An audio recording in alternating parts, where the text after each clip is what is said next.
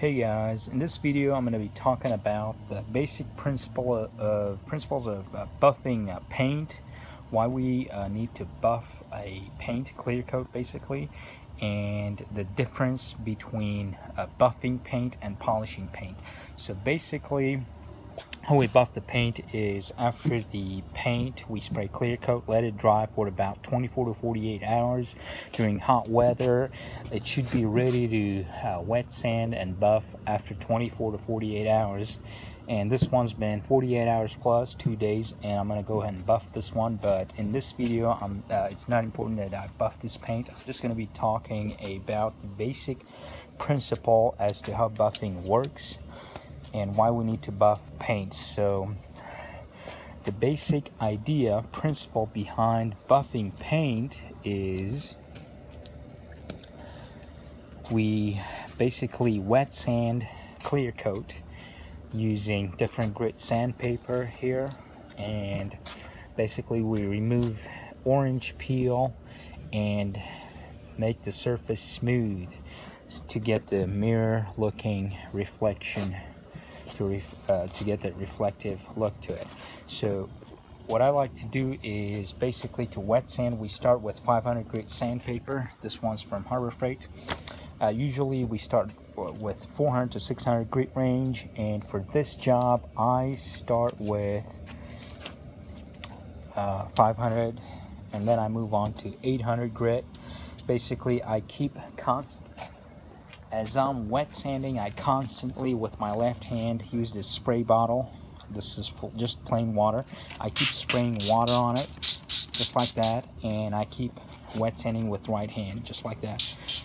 So once I do that, I wipe it off with a microfiber cloth, and then I move on to 800 grit sandpaper. This one's 3M's 800.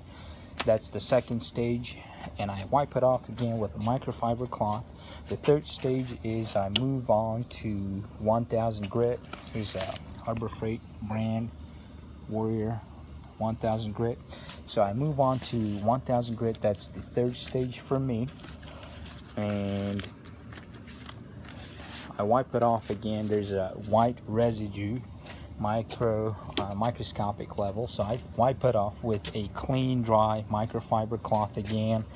Then next stage, fourth stage, I move on to 1200 grit sandpaper. This one here is a 1200. The brand is not important as long as you use 1200 grit solid sandpaper, and always wet sand as you're sanding. Keep spraying water.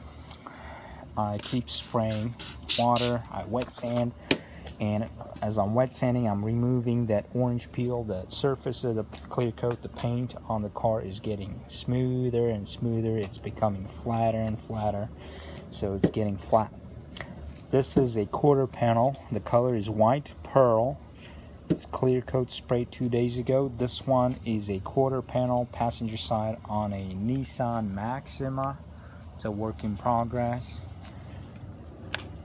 And so I wipe it off with a microfiber dry clean cloth.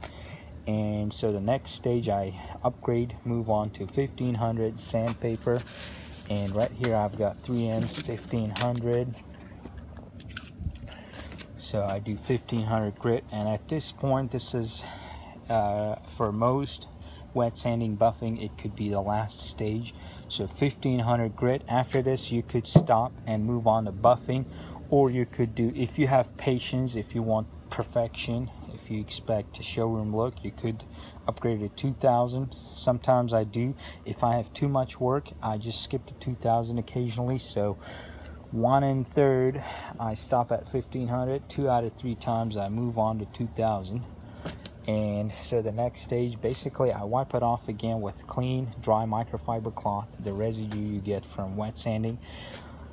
And after 2000 grit, you could either upgrade to 3000. I usually don't, because the difference I noticed there, it's minimal, it's microscopic, it's not visible to the naked eye. So at 2000 we can go ahead and stop wet sanding and wipe it off with a microfiber cloth, clean towel, dry. And what we do next is we move on to buffing stage. What we do is, this is a buffing compound. Nexera brand. There's dozens of different brands. You don't have to be stuck with one brand. You could switch, you could use different ones. You don't have to be loyal to one brand, but Meguiar's works best. Nexera works great for me too. What I do is using a wool pad.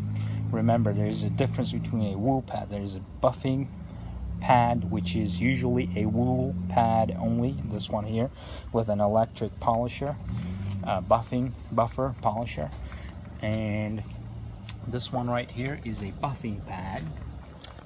So I'm sorry, this is a polishing pad, and it's like sponge looking. There's a difference. This is a polishing pad and this is a wool pad, and wool pad is used for buffing. The sponge looking polishing pad is used for polishing. So for buffing we only use wool pad. Don't use any other pads for buffing. So what I do is shake up this buffing compound. This is Ultimate Compound 5960 Nexera brand. I shake it up, pour some on the vehicle on clear coat, and pour some on my wool pad. Spray some water on wool pad and the vehicle, just a little bit, 2-3 sprays, and start using my polishing this polisher and buff the paint. So we're not going to actually buff the paint in this video. I'm just going to tell you the difference between basic principles and the philosophy of buffing. Basically, when we buff paint using a buffing Ultimate Compound, what it does is the compound serves as a sand. It's a sandpaper basically. We wet sand, we spray water on it, and we polish. So what it does is at a microscopic level, it wet sands the clear coat, making it smoother and smoother. Think of it as a granite countertop where it reflects images and light.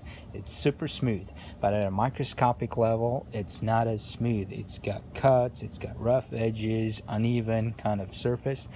So the basic idea behind buffing clear coat would be to wet sand the compound. What it does is wet sands the surface. We constantly have to spray water so that we don't burn the edges, and we keep moving the buffing polisher, the buffer electric polisher, around left and right, top and bottom, all around, so that we don't burn through clear coat.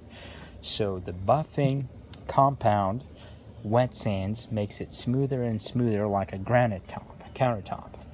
And what the polisher, the polishing compound and the polishing pad, what that does is it fills the microscopic scratches left through wet sanding and buffing.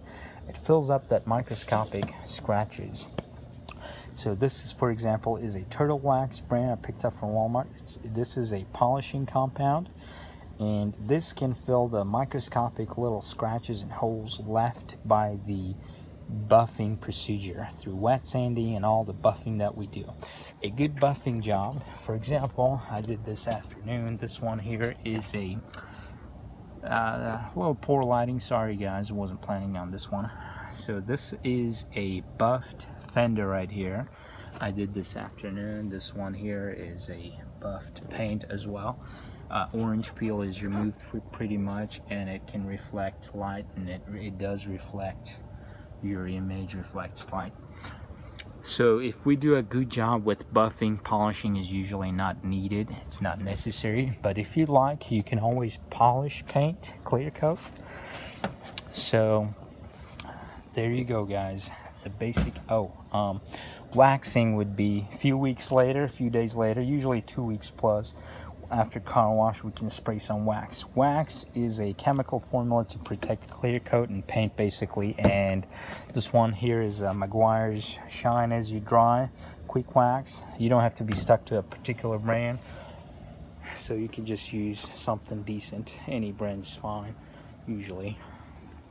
So there you go guys, the basic idea as I'm explaining here is buffing through buffing compound and wool pad. What we're doing is wet sanding, turning the clear coat surface into a granite looking smooth reflective surface, and that still leaves microscopic scratches that are not usually visible to the naked eye. You might be able to see it at a closer glance.